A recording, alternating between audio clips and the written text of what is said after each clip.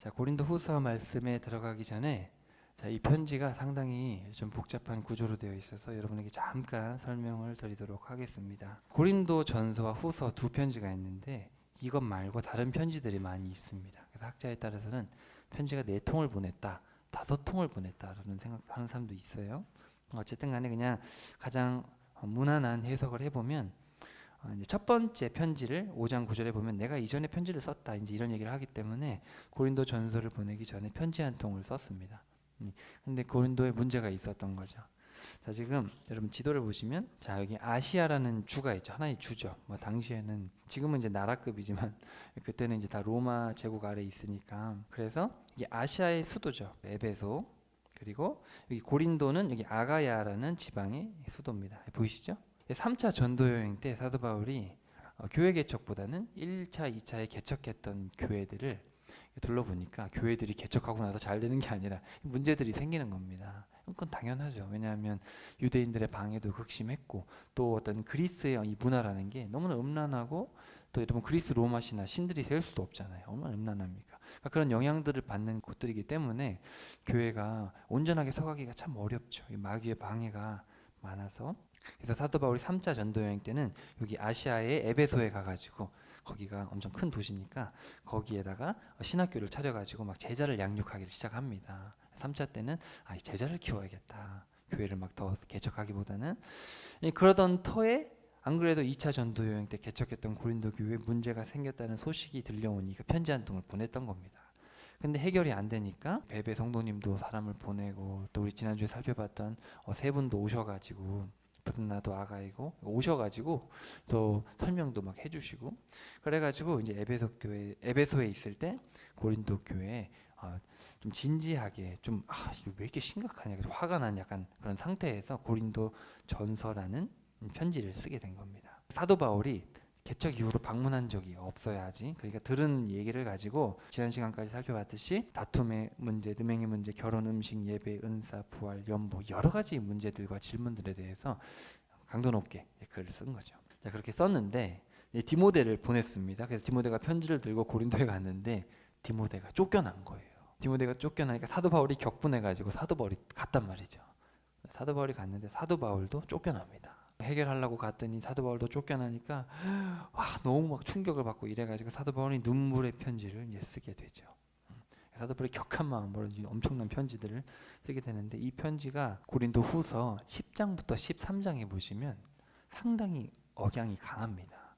그래서 어떤 사람들은 이게 눈물의 편지가 아니냐, 나중에 편지를 네 번째 편지 뒤에 가서 그냥 편집해놓은 거 아니냐, 뭐 이렇게 보는 분들도 있습니다만 그냥 무난하게 봤을 때 눈물의 편지는 유실된 것이다. 기록에 남지 않은 것 썼긴 썼는데 그래서 눈물로 사도 바울이 편지를 썼다 이렇게 그냥 보면 무난할 것 같습니다. 그래서 사도 바울이 눈물의 편지를 이렇게 쓴 것이죠. 그리고 이 눈물의 편지를 써가지고 누구 편에 보냈냐면 에베소에서 디도 편으로 보냅니다. 근데 이 성격이 참 그래요. 이 디모데라는 사람은 어리고 조금 유순한 사람인 것 같아요. 그래서 아무래도 착하고 온화하고 부드러운 사람이다 보니까 이 사람이 성격이 그래서 이 사람은 좀 어르신들을 잘 섬기고 이런 약간 스타일인 것 같고요. 디도라는 사람은 나중에 이 그레데 섬 밑에 그레데 섬 보이신가요? 그레데 여기? 네, 여기 그레데 섬이 악하기 그지없는 약간 엄청나게 사람들이 야만적인 그런 사람들이 사는 곳인데 이곳에 교회를 개척할 때 디도를 보냅니다. 그러니까 이 디도라는 사람은 성격이 개척자 같은 오락부락하고 문제 해결하고 약간 이런 은사가 다른 거예요. 사도 바울이 이제 디도라는 사람의 은사를 알고 이제 디도를 통해서 그 눈물의 편지를 격분한 편지를 보냅니다. 그런데 고린도에 갔던 디도가 돌아오질 않는 거예요. 이거 어떻게 됐지? 이거 내가 너무 격분해서 편지를 썼는데 너무 심한 말을 했나? 그래가지고 에베소에 있던 사도 바울이 못 참고 올라갑니다. 육로로 쭉 올라가가지고 여기 마케도니아까지 간 거예요. 배 타고 가가지고 마케도니아 여기 보이시죠? 빌립보, 데살로니가, 베레아 있는 저쪽에 어딘가에 있는데 디도가 돌아온 겁니다. 돌아오던 디도를 거기서 만났어요. 그래가지고 디도가 뭐라 그러냐면 고린도 교회 문제가 잘 해결됐습니다. 어느 정도 해결이 됐습니다. 여러분 사도 바울이 기분이 좋을까요, 안 좋을까요? 얼마나 좋겠어요. 너무너무 감사하고 우리 주님은 진짜 신실하시구나. 위기 속에서도 우리를 버리지 아니하시고 위로하시고 다 하나님 뜻이 있으셔서 힘듦을 줬겠지. 하나님이 힘듦을 통해서 더 위로하시니까 우리도 이런 고통을 겪으니까 또 고통을 겪는 사람들도 위로해 줄 수 있고 너무 감사하다. 막 그래가지고 너무너무 감사해가지고 쓴 편지가 고린도 후서입니다. 분위기가 완전 다르죠. 그래서 오늘 살펴볼 고린도 후서는 상당히 희망적인 이야기들로 가득 차 있고 우리가 낙심할 필요가 없다. 여기 보시면 알겠지만 가장 중요한 내용은 낙심하지 말랍니다. 우리 낙심할 필요 없습니다. 사실 고린도 교회 문제가 해결은 됐지만 여러분 문제가 한번 있다 보면 마음에 상처들이 좀 남을 수 있잖아요. 그리고 낙심할 수도 있고 그렇지만 사도 바울은 낙심하지 말아라. 우리가 누구냐? 우리의 정체성에 대해서 얘기하면서 낙심하지 마십시오. 우리 주님 위로하시고 신실하시고 위대하신 우리 주님이십니다. 그러면서 이제 복음에 대해서 설명을 하고 정말 제대로 위로를 받기 위해서는 복음의 어떤 근거가 있어야 되니까 정확하게 성경을 통해서 우리 위로의 근거가 무엇인지를 다시 한번 설명을 해주는 내용입니다. 크게 세 부분인데요. 앞부분에서는 절망하지 말아라. 또 가운데는 헌금에 대한 이야기를 조금 합니다. 그래서 8장과 9장에는 고린도 전서에서 얘기했었는데 예루살렘 교회뿐만 아니라 어려운 이웃들을 위해서 우리가 헌금해야 됩니다. 그리고 마지막으로는 남아있는 잔당, 그러니까 문제가 해결은 됐지만 여전히 문제를 일으켰던 사람들, 또 아직은 조금 교정해야 될 사람들에 대해서 아주 강도 높게 비판하는 내용들이 맨 마지막 10장부터 13장에 등장을 합니다. 그래서 이렇게 고린도 후서는 세 부분으로 이루어져 있다는 것을 이해하시고 함께 살펴보도록 하겠습니다. 들어가는 말입니다. 자, 한번 봅시다. 고린도 후서 1장. 자, 하나님의 뜻으로 그리스도 예수의 사도가 된 나 바울과 형제 디모데는 고린도에 있는 하나님의 교회 및 아가야 온 지역에 있는 모든 성도들에게 이 편지를 씁니다. 디도가 편지를 가지고 갔어요. 디모데하고 사도 바울하고 에베소에 있으면서 이제 편지를 쓴 거죠. 우리 아버지 하나님과 주 예수 그리스도께서 여러분들에게 은혜와 평강을 내려주시기를 빕니다. 이렇게 인사와 기원을 하는데 여기 보시면 고린도에 있는 하나님의 교회 및 아가야에 있는 온 지역에 있는 모든 성도들에게, 그러니까 사실은 고린도 교회에도 문제가 있었지만 사실도 고린도 그 지역 자체 아테네든지, 여러분 아테네 하면 벌써 그리스 로마 신화 떠오르시죠? 그러니까 그 지역이 다 그렇게 문란했다는 겁니다. 그러니까 그 교회, 그 지방에 뭐 우리가 모르는 교회들도 세워질 수 있겠죠. 어쨌든 거기에 있는 모든 이제 성도들 같이 돌아가면서 읽어라, 이런 얘기죠. 같이 읽어라. 자, 우리 주 예수 그리스도의 아버지신 하나님을 찬양합니다. 사도 바울이 마음고생이 엄청 심했어요. 엄청 심했는데 디도를 통해서 회복됐다는 소식을 들으니까 마음에 뭐가 나오겠어요? 감사와 찬양이 나오겠죠. 그래서 찬양합시다. 우리 주님을 찬양합시다. 우리 주님께서 이렇게 우리에게 회복을 허락하셨습니다. 그분은 자비로우신 아버지시요 모든 위로의 하나님이십니다.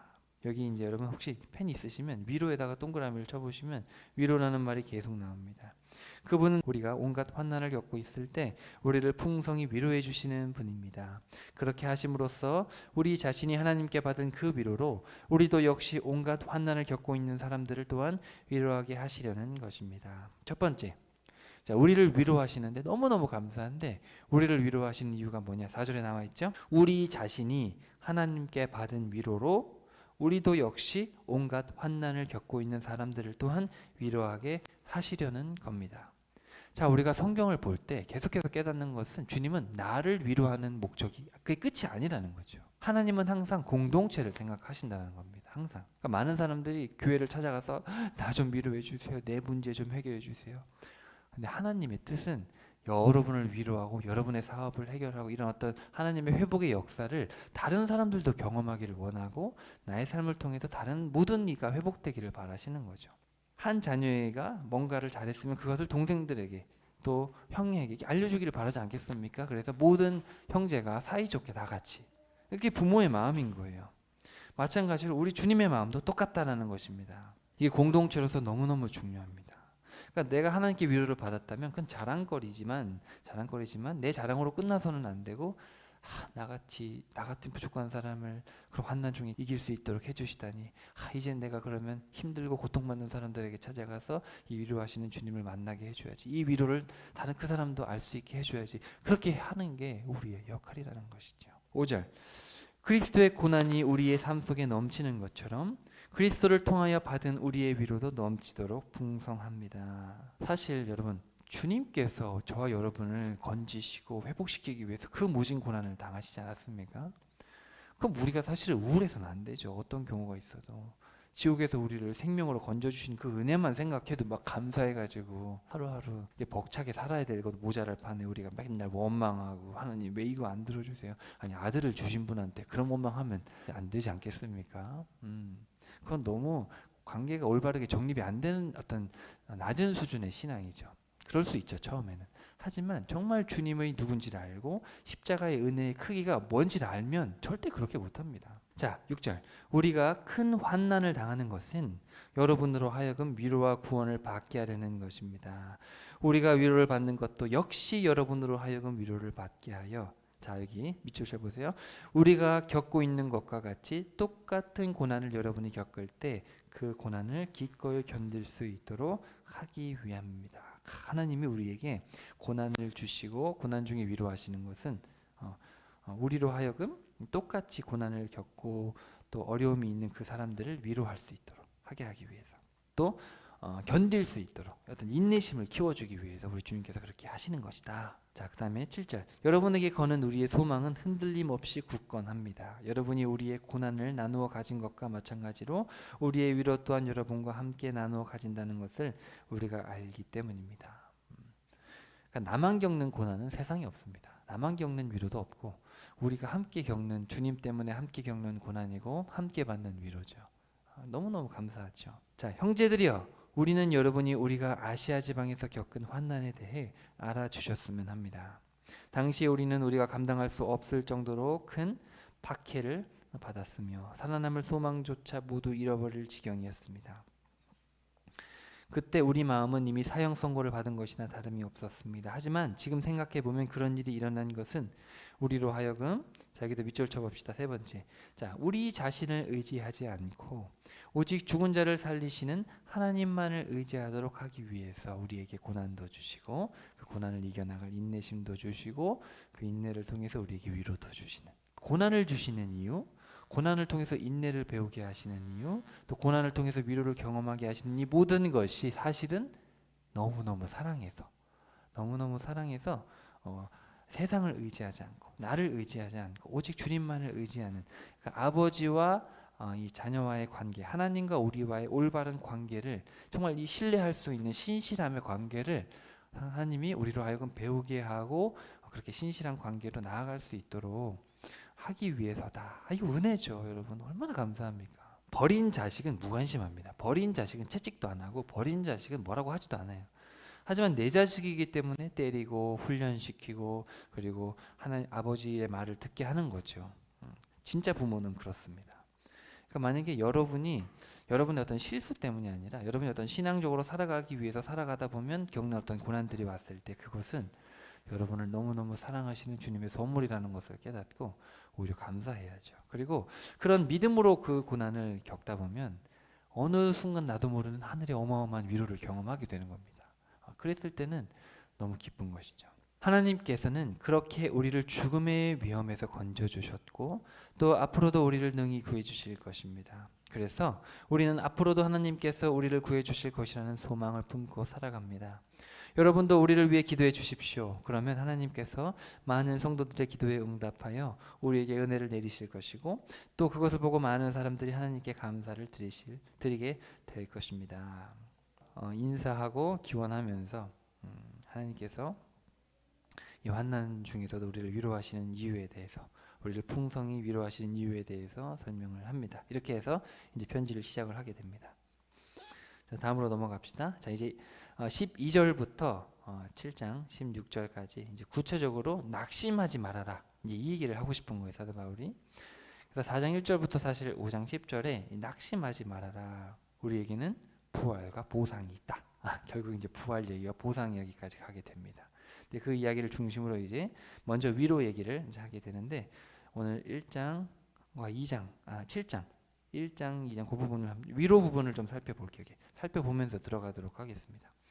자, 우리의 자랑거리는 이것입니다. 곧 우리가 세상에서 행할 때 여러분과의 관계 속에서 행할 때 우리는 하나님으로부터 비롯된 신실함과 거룩함으로 해왔다는 것을 양심에 아무런 거리낌 없이 증언할 수 있다는 것입니다. 더구나 우리는 세상의 지혜로 하지 않고 하나님의 은혜로 그렇게 했습니다. 우리는 여러분이 읽을 수 없거나 이해할 수 없는 말로 쓰는 것이 아닙니다. 나는 여러분이 우리를 완전히 이해하게 되기를 바랍니다. 이미 여러분이 어느 정도 이해하고 있다시피 주 예수께서 다시 오시는 그날에는 여러분이 우리의 자랑거리가 되듯이 우리 또한 여러분의 자랑거리가 될 수 있을 것입니다. 이제 지금 위로 부분에 대해서 이야기를 하는데 우리는 서로의 자랑입니다. 이렇게 이야기를 합니다. 여러분도 잘했고 나도 잘했고 사도 바울이 나도 신실함과 거룩함으로 해왔습니다. 지금까지 여러분에게 뭐 격분한 편지를 쓰긴 했지만 다 그것도 신실함과 거룩함 속에서 했고 여러분도 그런 고난을 잘 이겨냈기 때문에 여러분은 나의 자랑입니다. 이제 이런 이야기를 한 것이죠. 자 15절 나는 이것을 확신했기 때문에 자 14절까지 한 단락이고요. 15절부터 자 봅시다. 나는 이것을 확신했기 때문에 여러분이 2차례 은혜를 받을 수 있도록 여러분을 먼저 방문하기로 마음먹고 계획을 했던 겁니다. 즉 나는 마케도니아로 가는 도중에 여러분에게 갔다가 여러분에게 돌아가는 길에도 여러분에게 다시 가기로 계획을 세웠는데 그런 다음 여러분의 도움으로 받아 유대에 갈 계획이었습니다. 내가 이런 계획을 세울 때 어찌 경솔하게 했겠습니까? 내가 이런 계획을 세울 때 어찌 예예라고 말했다가 금방 돌아서서 아니요 아니로라고 말하려고 이기적인 육신의 생각을 따라 이런 계획을 세웠겠습니까? 그러니까 사도 바울이 원래 고린도 교회를 방문하려고 했었다라는 거죠. 그 전에 했다가 고린도 교회를 방문하지 못하게 됐죠.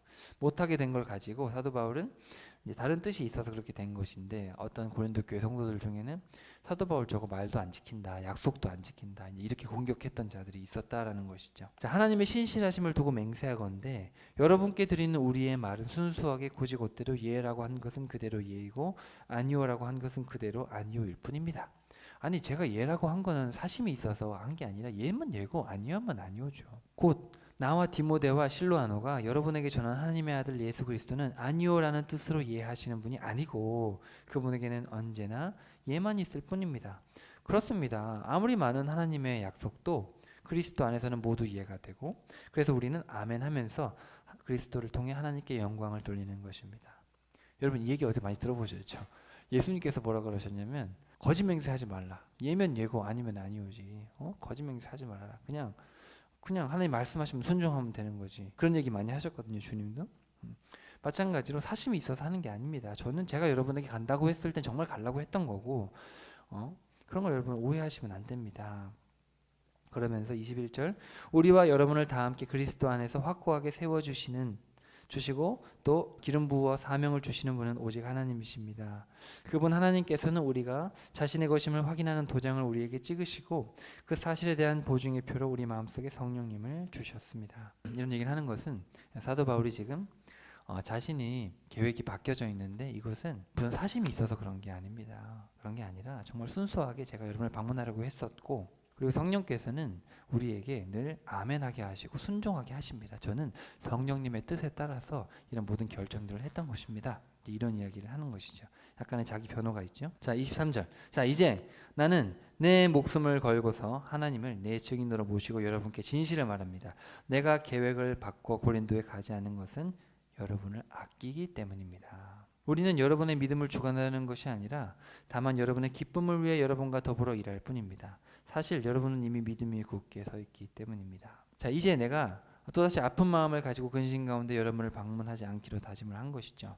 내가 여러분을 슬프게 한다면 누가 나를 기쁘게 해주겠습니까? 나를 기쁘게 해줄 사람은 여러분뿐인데 내가 여러분에게 아픔을 준다면 여러분이 어떻게 나를 기쁘게 해줄 수 있겠습니까? 그 편지를 써보낸 것은 내가 고린도에 갔을 때 내가 기쁨으로 여겨야 할 사람들에게서 마음 아픈 일을 당하지 않기 위해서였습니다. 자, 이 세 번째 편지를 얘기하는 거죠. 눈물로 쓴 그 세 번째 편지. 제가 여러분을 방문하기로 했는데 방문하지 못하고 편지를 써보낸 것은 여러분의 기쁨을 위해서 한 것인데 마음 아픈 일을 당하지 않기 위해서입니다. 여러분의 기쁨이 내 기쁨이고 내 기쁨이 여러분의 기쁨일진데 내가 기쁜 마음으로 여러분에게 달려가지 않으면 여러분 역시 기쁘지 않을 것입니다. 나는 몹시 괴로워하면서 가슴을 찢어지는 것 같은 심정으로 많은 눈물을 흘리면서 그 세 번째 편지를 썼습니다. 그러나 그런 편지를 쓴 것은 여러분의 마음을 아프게 하려고 한 것이 결코 아니라 여러분에 대한 나의 극진한 사랑을 알아주시기를 바라는 마음에서 그렇게 한 것입니다. 그래서 세 번째 편지를 쓴 이유에 대해서 그래서 내가 여러분에게 그렇게 격한 편지를 쓴 것은 여러분이 회복되고 여러분의 기쁨을 위해서 그리고 내가 여러분을 얼마나 진심으로 사랑하는지를 알려드리기 위해서 그렇게 격분한 마음으로 편지를 쓴 겁니다. 사랑하니까 격분하는 거죠. 무관심하면 그런 편지도 안 썼겠죠. 에이 고린도 교회 저거 안 되겠다. 그냥 방치해버려. 안 되겠다. 이렇게 하면 할 수 있죠. 하지만 얼마나 사도 바울이 고린도 형제들 사랑했는지, 그들이 비록 잘못도 저지르고 했지만 그렇지만 돌아오기를 바라는, 하나님의 교회로서 회복되기를 바라는 마음에 내가 여러분에게 편지를 쓴 것입니다. 그리고 그것이 성령님의 뜻이었기 때문에 내가 그거에 순종한 것입니다. 그러니까 여러분, 제가 고린도 교회 방문 안 했다고, 원래 약속대로 가기로 했는데 안 갔다고 오해하지 마십시오. 자, 5절 봅시다. 누군가 나의 마음을 아프게 했다면 그 사람은 나를 슬프게 했다기보다는 어떤 면에서 여러분 모두를 슬프게 한 것입니다. 이것이 지나친 과장이 절대 아니죠. 자, 여러분 대다수는 이미 그런 사람에게 충분히 벌을 내렸다고 여겨집니다. 자, 이제는 그 사람을 용서해주고 위로해 주십시오. 그렇지 않으면 그 사람은 슬픔과 절망에 짓눌려 다시는 일어서지 못할지도 모릅니다. 그러니 이제 여러분이 그 사람에게 사랑을 베풀어 주기를 권면합니다. 내가 여러분에게 그 편지를 쓴 것은 여러분이 모든 일에 얼마나 순종하는지 알아보기 위해서였습니다. 여러분이 누군가를 용서한다면 나도 그 사람을 용서합니다. 내가 용서해야 할 어떤 것이 있다면 내가 기꺼이 용서하는 것은 여러분을 위해 그리스도 앞에서 하는 것입니다. 이것은 또 우리가 사탄에게 속지 않기 위해서이기도 합니다. 사실 우리는 사탄의 강교한 속셈을 모르는 바가 아닙니다. 고린도 교회에 물론 선동하는 자들이 또 있었겠죠. 고린도 교회 전반적으로 문제가 심각했는데 분명 선동하기도 하고 교인들의 마음, 사도 바울의 마음을 아프게 한 자들이 있을 텐데 그들을 위로해야 됩니다. 아까 성령께서 우리를 보증한다 그러셨죠. 그러니까 성령께서 우리를 인치셨고 우리를 보증하기 때문에 우린 진리의 길로 가는 사람들 아닙니까? 그래서 우리들은 사탄에게 속으면 안 되고 우린 진리의 사람, 성령님을 모시는 자들이기 때문에 우린 사실 용서해야 됩니다. 용서. 그래서 그런 이야기들을 하고 있죠. 성령님의 사람은 말씀의 예, 아멘. 그리고 성령님의 사람은 위로하고 용서하는 그런 사람이다. 이렇게 이야기를 합니다. 내가 드로아 지역에 그리스도의 복음을 전하러 갔을 때 주께서는 나를 위해 문을 열어주셨습니다. 자, 여기 드로아가 트로이예요. 트로이 목마 들어보셨죠?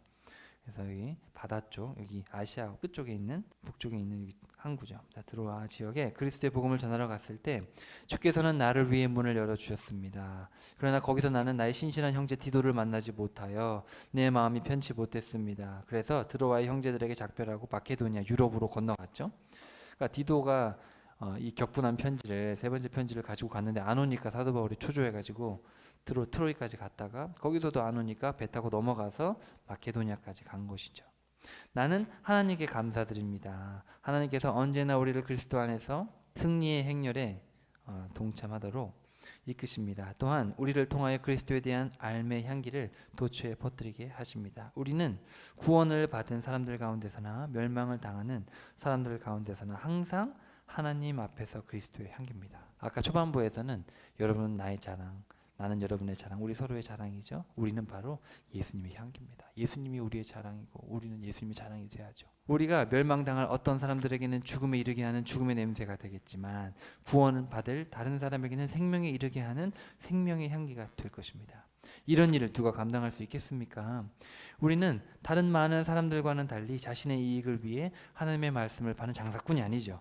우리는 오직 그리스도 안에서 신실한 마음으로 하나님께서 보내신 일꾼답게 하나님 앞에서 순수하게 말씀을 전하는 사람들입니다. 그러니까 우리 정체성에 대해서 다시 한번 이야기를 합니다. 그 앞부분에서 우리는 신실함과 거룩함으로 행하는, 그렇죠? 서로의 자랑거리가 되는 주님의 자녀들을 이야기했고, 뒷부분에서 우리는 그리스도의 향기요, 우리는 그리스도의 말씀을 전하는, 우리는 진실한 사람들, 우리는 절대 장사꾼이 아닙니다. 위로의 근거가 사실 여러 가지가 있지만 여러분, 제가 방문하기로 했는데 방문하지 못해서 여러분 혹시 근심하는 분들도 있는 것 같은데, 하나님께서, 우리 성령님께서 나를 인도해 주셨고, 그리고 우리에게 위로하시고 또 우리에게 용서하시고 하기 위해서 성령께서 그런 결정들을 하신 것입니다. 여러분, 위로를 받으시고, 우리는 서로의 자랑이고 우리는 주님의 말씀을 맡은 자들 아닙니까? 우리는 하나님의 향기입니다. 힘냅시다. 하나님께서 우리에게 큰 위로를 주십니다. 그래서 위로의 메시지를 던지는 것이죠. 자, 7장으로 갑시다. 비슷한 얘기를 또 하게 됩니다. 자, 7장 2절부터인데요. 중간에 중요한 이야기들, 이제 정체성과 낙심 말라 이런 이야기들을 충분히 하는데 다음 주에 살펴보고요.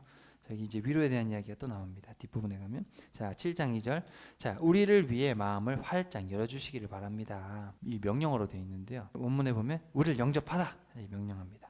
사도 바울이 우리는 누구에게도 잘못을 저지른 적이 없고 누구도 망친 일이 없으면 누구에게 속여 빼앗은 적이 없습니다. 저는 늘 신실함과 거룩함으로 여러분에게 다가갔습니다. 나는 여러분을 책망하려고 이런 말을 하는 것이 절대 아닙니다. 전에도 말했듯이 여러분은 우리의 마음속에 확고하게 자리 잡고 있어서 우리는 여러분과 더불어 살아도 같이 죽고 죽어도 같이 죽으려고 합니다. 우린 하나 아닙니까? 당신은 나의 자랑, 그리고 나는 여러분의 자랑 아닙니까?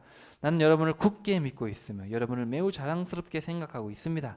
여러분은 실로 나의 큰 위로가 되어 주었습니다. 그러기에 온갖 역경 속에서도 우리는 여러분으로 인해 기쁨이 넘쳐납니다. 사도 바울도 그렇고 유대인들이 글 쓰는 방식이 처음에 했던 얘기를 뒤에 또 하는 거예요. 이렇게 확인시켜 주기 위해서. 그래서 제가 이 부분을 지금 설명드리는 겁니다. 자, 5절. 우리가 마케도니아에 이르렀을 때 아까 기억나세요? 마케도니아 갔다는 얘기 했거든요. 아까. 자, 마케도니아에 이르렀을 때 우리도 몸은 조금도 쉴 수가 없었습니다. 사방에서 온갖 어려움이 우리를 가로막았습니다. 기억나시나요? 아까 디도가 안 오니까 트로이로 갔다가 트로이에서도 빠빠이 하고 마케도니아까지 갔잖아요. 그죠? 그 얘기까지 아까 했었죠. 여기 보면은 마케도니아에 이르렀을 때 쉴 수가 없었는데 사방에서 온갖 어려움이 우리를 가로막았고 밖으로는 끊임없는 다툼이 있었고 안으로는 두려움이 있었습니다. 그러나 하나님께서 공관 가운데 있는 사람들을 항상 위로해 주시는, 격려해 주시는 분입니다. 그때 하나님께서 디도를 우리에게 돌아오게 하심으로써 우리를 크게 위로해 주셨습니다. 디도가 우리에게 돌아온 것만 해도 우리는 큰 위로를 받았는데 그가 여러분에게서 받은 그 위로로 또한 우리가 위로를 함께 받았으니 우리 마음이 얼마나 기뻤겠습니까? 디도는 여러분이 나를 간절히 보고 싶어 한다는 것과 내게 잘못한 일에 대해 깊이 뉘우친다는 것과 또 나를 위해 열심을 내고 있다는 말을 우리에게 전해 주었습니다. 그 말을 듣고 나는 너무너무 기뻤습니다. 나는 지난번에 여러분에게 보낸 나의 편지, 몇 번째 편지겠어요? 이 세 번째 편지죠. 계속 지금 세 번째 편지, 그 격분의 편지를 얘기하는 거예요.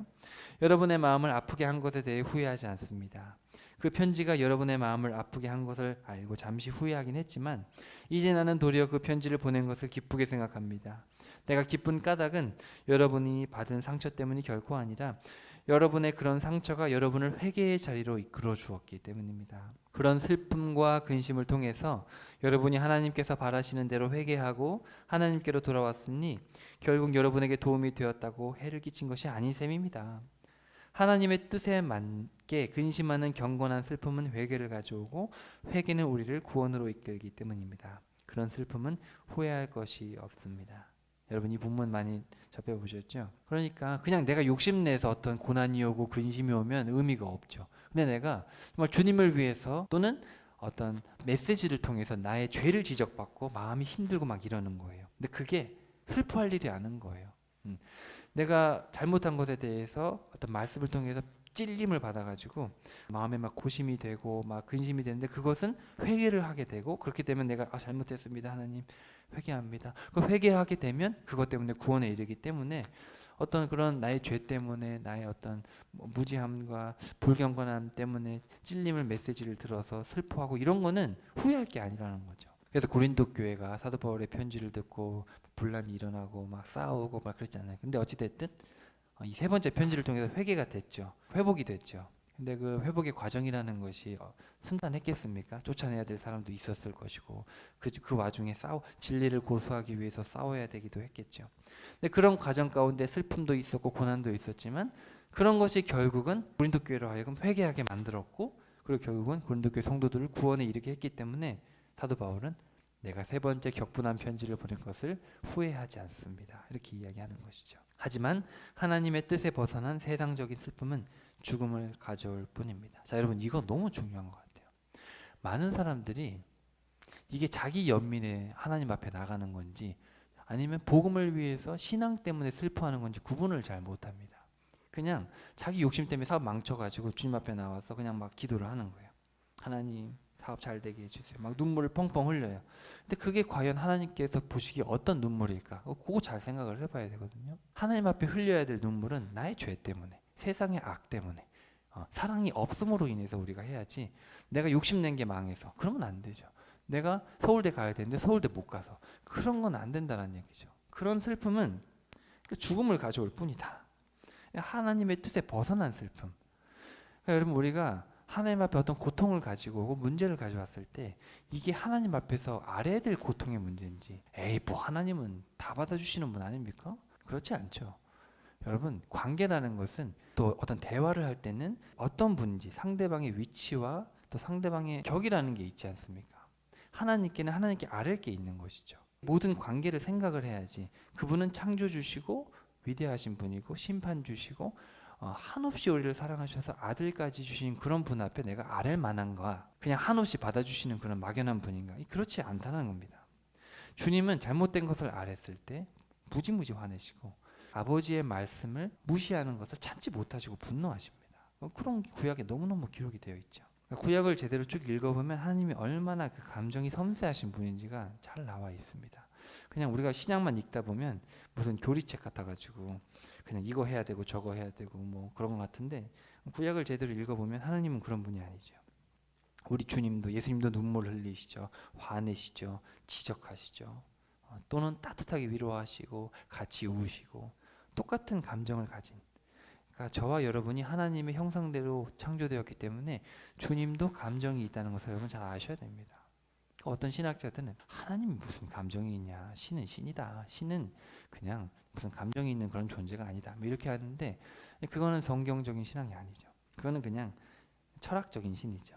근데 성경에서 말하는, 성경을 통해서 우리가 만나는 하나님은 우리의 형상, 우리가 같다라는 거예요. 그런 의미에서는 감정이 있으시고 기뻐하시고 슬퍼하시고 분노하시는, 그래서 그런 인격적인 존재를 우리가 대할 때는 그 인격에 합당한 대화를 해야 됩니다. 여러분 진지하게 생각을 하셔야 돼요. 그래서 예수님께서 기도를 가르쳐 주신 거예요. 하도 아무 말 다 하니까 너네 기도할 때 아무 말 해서는 안 된다. 기도를 할 때는 하나님에 맞는 합당한 기도를 해야 된다. 그런 얘기를 하는 겁니다. 자, 계속해서 봅시다. 11절. 보십시오. 하나님의 뜻에 맞는 경건한 슬픔은 여러분에게 얼마나 많은 유익을 안겨주었습니까? 그로 인해 여러분은 더욱 열심을 내게 되었고 더욱 변호하게 되었으며 더욱 의분을 갖게 되었고 더욱 하나님을 두려워하게 되었습니다. 또한 더욱 간절한 마음과 더욱 뜨거운 마음과 더욱 죄에 대하여 응징하려는 자세를 갖게 되었습니다.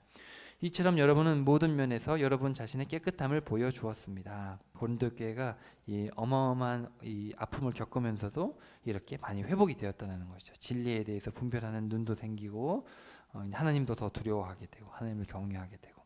그러므로 내가 그 편지를 보낸 것은, 세 번째 편지를 썼던 것은 부당한 일을 저지른 사람이나 부당한 피해를 당한 사람 때문이 아니라 여러분이 얼마나 우리 일에 마음을 쓰고 있는가를 하나님 앞에서 스스로 밝히 나타내 보이도록 하기 위함이었습니다.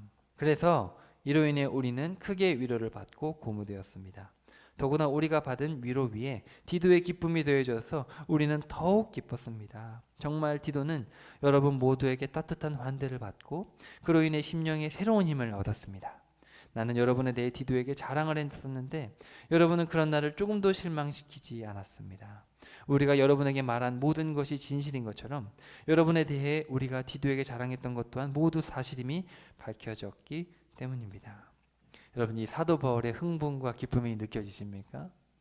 사도 바울이 격분의 편지를 디도에게 보내면서 그래도 우리 성도들 참 잘하는 점도 많고 했어. 하지만 이 편지를 통해 정말 회복되기를 정말 바래. 이런 마음으로 디도에게 편지를 보냈는데 마침 디도를 통해서 회복의 소리를 정말 기다리다가 들었는데 얼마나 기쁜지 사도 바울이 편지를 이렇게 쓰는 것이죠. 디도는 여러분이 두렵고 떨리는 마음으로 자신을 따뜻하게 맞아주고 또 여러분 모두가 기꺼이 순종했던 것을 회상하고는 여러분에 대한 사랑을 더욱 키워가고 있습니다. 이제 나는 여러분을 전적으로 신뢰할 수 있게 된데 얼마나 기쁜지 모르겠습니다.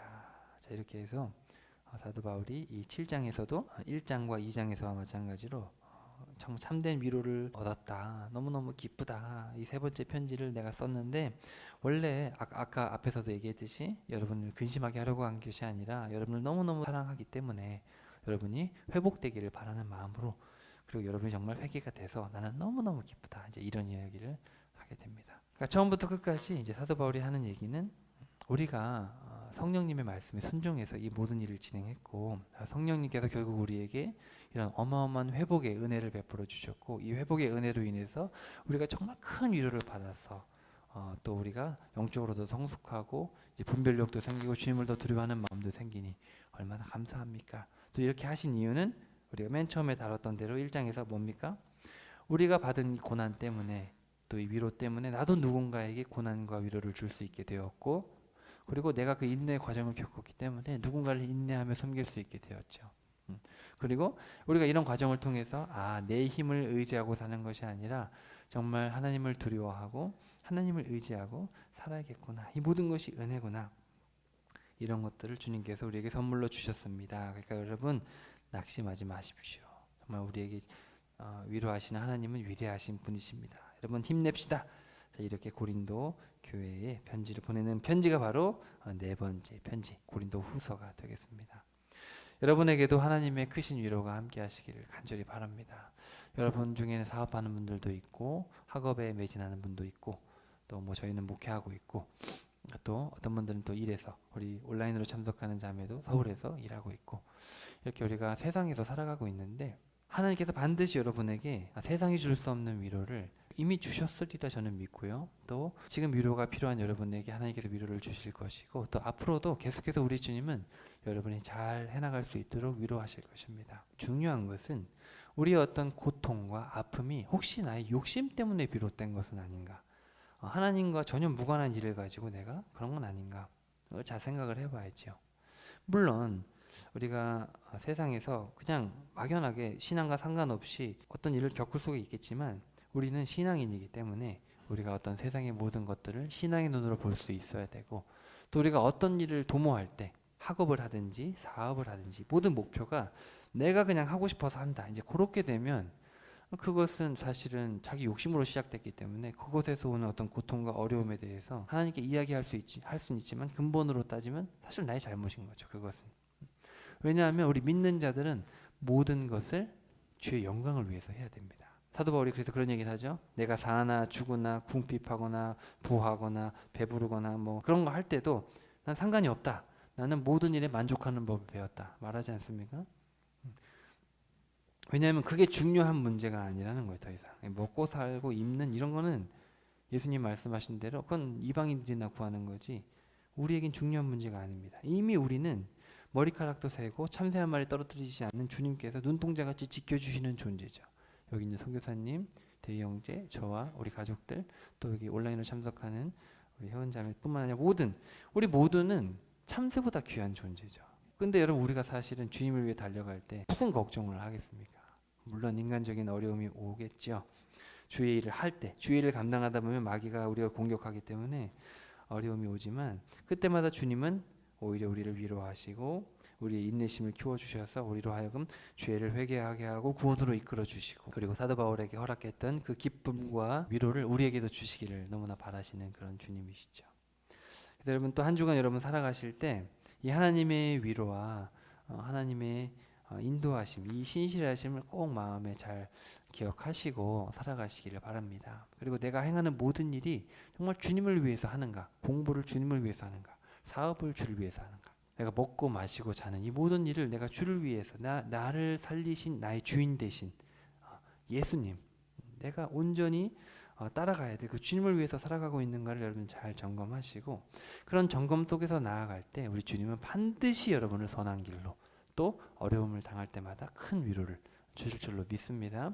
그런 하늘의 큰 위로와 하늘의 소망을 품고 나아갈 때 우리의 삶은 세상이 줄 수 없는 기쁨으로 매일매일 감사와 찬양이 넘치는 삶이 될 것입니다. 그런 기쁨, 그런 감사함, 그런 은혜를 누리는 여러분의 삶이 여러분의 남은 여생이 되시기를 주님의 이름으로 축복합니다.